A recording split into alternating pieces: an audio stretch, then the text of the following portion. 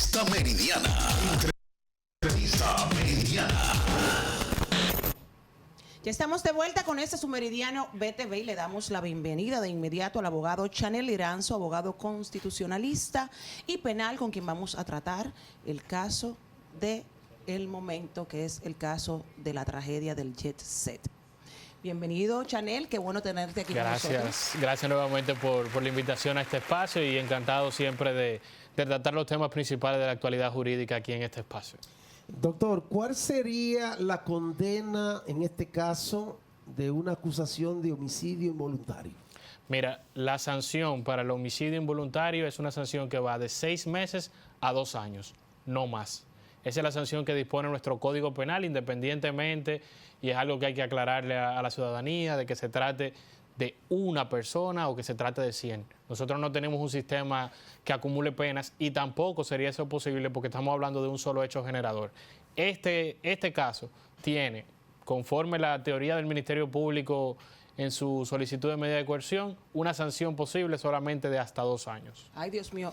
¿Cómo describimos el homicidio involuntario? ¿Qué es un homicidio involuntario, Chanel? Mira, tú tienes que extraer, en los tipos penales siempre se habla de la intención. Tú tienes que extraer ese elemento de intención. Tú no tenías la voluntad y el deseo de acabar con la vida de una persona, pero fruto de una falta tuya, que ya sea por negligencia, por imprudencia, por inobservancia de los reglamentos, se produjo este hecho que tuvo como consecuencia la muerte de una o de varias personas. Y a eso se le llama y se le castiga como homicidio involuntario. Doctor, hay personas que han cuestionado el procedimiento de la justicia y que tardaron más de 2 meses para accionar en este caso.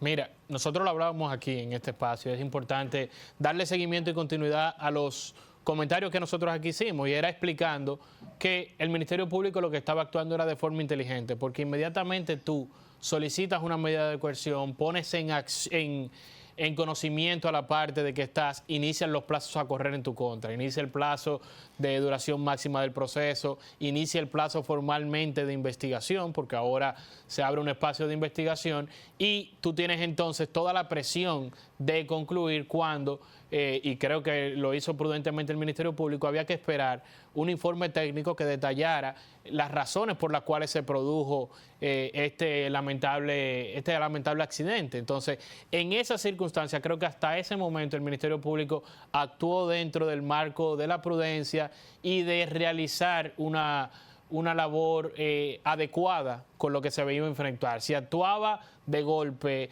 por el populismo que imperaba, de que quería cárcel, ver a estas personas de esa forma, creo que iba a cometer errores que no cometió en esa etapa inicial el Ministerio Público. Chanel, fue aplazada para el miércoles el conocimiento de la medida de coerción de los hermanos Espaillat. ¿Qué entiendes tú, según los datos que tienes del expediente que ya todo el mundo lo tiene en sus manos, qué pasaría? Mira, hay que primero informar, y creo que esto es algo importante, porque he visto personas incluso en cámaras, en radio, desinformando respecto al tema. Gente diciendo, mira, yo tengo una querella que la deposité respecto a ese caso, presentaron la solicitud del sábado y convocaron para el domingo y a mí no me llamaron. Lo primero es que las medidas de coerción van enfocadas en el imputado, no en las partes víctimas, que tú puedes convocar, pero tú no puedes torpedearte tu propio proceso. El Ministerio Público presenta, y hay una obligación legal y constitucional de presentar a esas personas ante un juez dentro de las 48 horas. Si dejan que ese plazo de 48 horas pase, entonces los abogados iban a presentar un habeas corpus y iba a haber que sacarlos inmediatamente. Entonces el Ministerio Público actuó correctamente, la justicia actuó correctamente y se aplazó a los fines de conocer evidentemente ese documento extenso que fue depositado, así como poder preparar las defensas de esas personas de cara a la medida de coerción. Lo primero que voy a señalarle es, y por eso era muy importante la pregunta que hacía Domingo de inicio, era la sanción posible luego del proceso es una sanción de hasta 2 años. Entonces, ¿cómo tú me justificas que estás pidiendo una prisión preventiva de hasta 18 meses cuando la condena, el máximo que puede tener, es de 24 meses? Eso no tiene ningún tipo de relación ni ni resulta razonable a la luz de cualquier análisis serio. El Entonces, derecho penal. claro, o sea, eso evidentemente es algo populista de parte del Ministerio Público de pedir prisión preventiva por tanto tiempo. Tú puedes justificar que es un tema de un caso complejo, evidentemente, hasta por la cantidad de personas involucradas, peritajes técnicos que haya que realizarse, pero no se justifica que tú pidas una prisión preventiva de 18 meses cuando para una sanción final el máximo son 24. Entonces, tú estarías pidiendo prácticamente una pena anticipada para el caso de estas personas. Doctor, ¿es viable de que cada persona que se sienta afectada presente una querella, una demanda? Claro, están en todo su derecho y el Ministerio Público solamente puede perseguir aquellos intereses penales de la sociedad. O sea, pedir, como está haciendo ahora, esta medida de coerción y eventualmente una condena en cuanto al fondo. Pero el resarcimiento económico, ya sea en esta misma vía que es la penal o si deciden hacerlo por la vía civil, tiene que ser de cada persona con interés y con el derecho a presentar acciones en ese sentido. ¿Y por qué solamente se ha escuchado el planteamiento de la esposa del ex pelotero Octavio Dotel, que hace una demanda por 300 millones de pesos? Hay múltiples demandas. Como te dije, el objeto de esta parte, de esta medida de coerción, aunque tienen que comunicar y poner en conocimiento a las víctimas, es conocer única y exclusivamente si estas personas son, hay garantías de que se conozca el proceso con la presencia de ellos, que no se van a sustraer del proceso. Pero hay algo muy importante y que puede ser lo que decante por una medida u otra, y es que aparte del ilícito penal que se señala, el Ministerio Público está poniendo especial atención en supuestas interferencias con testigos y con partes afectadas por estas personas imputadas, es decir, que han estado tratando de intimidar o de influenciar a personas y a testigos claves del proceso, y eso puede ser el elemento central que tome en cuenta el juez para decir, mira, tú no representas un peligro de fuga porque tú tienes suficiente arraigo, tienes suficiente soporte económico, pero tú representas un peligro procesal para este caso y por eso yo prefiero enviarte a prisión preventiva. Ese creo que es un elemento muy importante a tomar en cuenta. Chanel, supuestamente el Ministerio Público cuenta con unas conversaciones vía WhatsApp entre el señor Antonio Espaillat y un empleado. ¿Cuál es el procedimiento para verificar la legalidad o la verdad de estas conversaciones vía WhatsApp? Mira, brillante tu pregunta, porque la gente cree y sabe que se pueden manipular muchas veces las conversaciones. En esta etapa, el Ministerio Público va a tener que eventualmente pedir las pericias del lugar a los organismos correspondientes. Tenemos al DICAT, que es un departamento especializado de la policía, que puede verificar con las expertices correctas que esos mensajes fueron correctamente enviados, que no han sido manipulados, que tienen toda la información pertinente y poder aportarlo en un eventual proceso de fondo como una prueba a cargo en ese caso.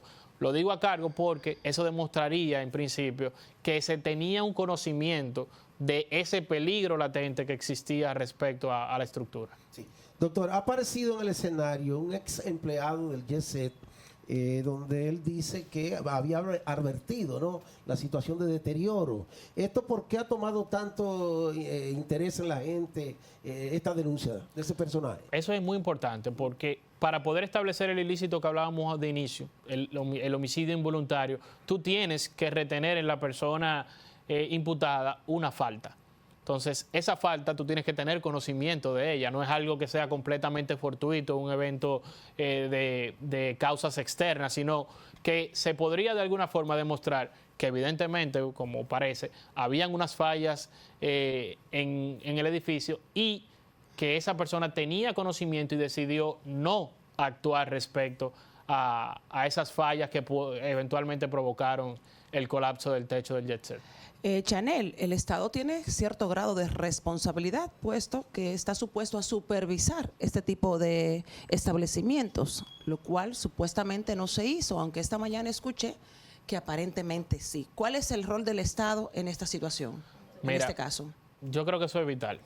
Y lo dije aquí la primera vez que tuve una intervención respecto a ese tema. El Estado debe virar este caso con lupa, no solamente para que se obtengan las las responsabilidades del lugar, sino para que sea un antes y un después respecto a la supervisión que tienen que llevar a cabo los ayuntamientos, el Ministerio de Obras Públicas, etcétera, etcétera, respecto a estos temas. Porque el Estado no puede eludir su responsabilidad de verificar que todos estos establecimientos masivos cumplan con todos los requerimientos. Hay una obligación ahí a cargo del Estado y por eso hay querellas que ponen en causa al Estado dominicano también como responsable solidariamente de esto que pudo haber provocado estas personas que han sido imputadas. El Estado no puede eludir su responsabilidad, no solamente de los edificios y establecimientos de carácter público, sino de aquellos privados para los cuales el Estado aprueba planos, aprueba modificaciones y en los casos que no se han aprobado esas modificaciones pueda sancionar el hecho de que no hayan sido sometidas.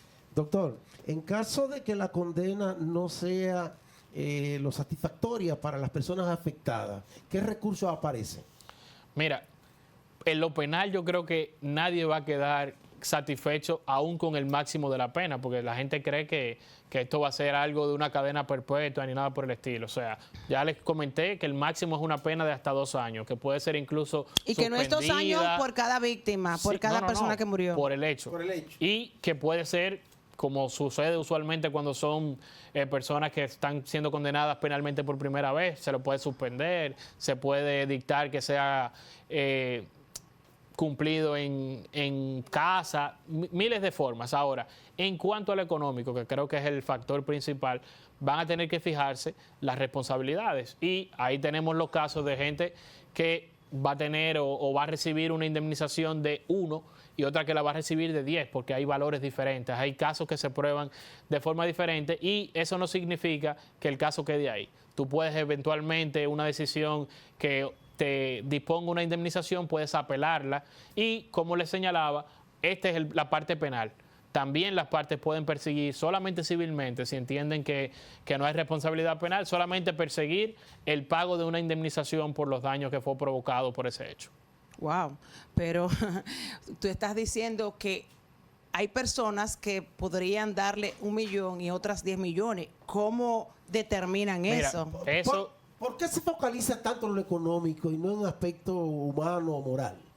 Bueno, mira, tú también puedes reclamar. Los perjuicios se dividen en perjuicios materiales y perjuicios de carácter moral, aquellos que no son tangibles. Pero vamos a ser 100% realistas. Ponte tú, y para sacar el ejemplo de este caso en concreto, tú tienes una persona, un pelotero recién firmado, que tiene un bono de tantos millones. Esa persona tiene una expectativa de ganar y de generar dinero mayor que un empleado, por ejemplo, que tenía un salario mínimo. No es diciendo que su vida moralmente vale más que la de otro. Sino en cuanto a lo que hacía y lo que es algo que jurídicamente se conoce como lucro cesante, aquello dejado de percibir o que se proyecta que se deja de percibir por una persona. A causa de la situación. Exacto. E igual, tú puedes tener una persona que ya esté en las postrimerías de su vida, que tenga 90 años y que estaba ahí.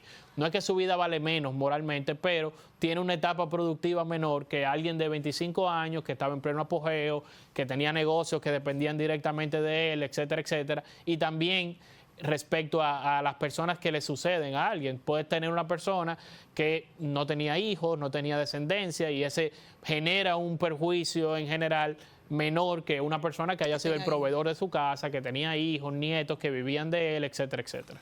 Pero luce qué buena explicación, porque tú sabes que iban a empezar los comentarios en cuanto a la distribución. Pero una realidad, hay que decirlo y jurídicamente ya eso ha sido establecido de esa forma. Sí, pero a vista general, hablar de dinero en una situación de dolor, de pesar, de tragedia, como que luce muy pesado, de mal gusto. Es pesado, Domingo, pero eso es lo que la gente quiere. La gente busca cárcel porque eso es lo que el fervor, el populismo, pero al final no va a resarcir a nadie que estas personas vayan a prisión.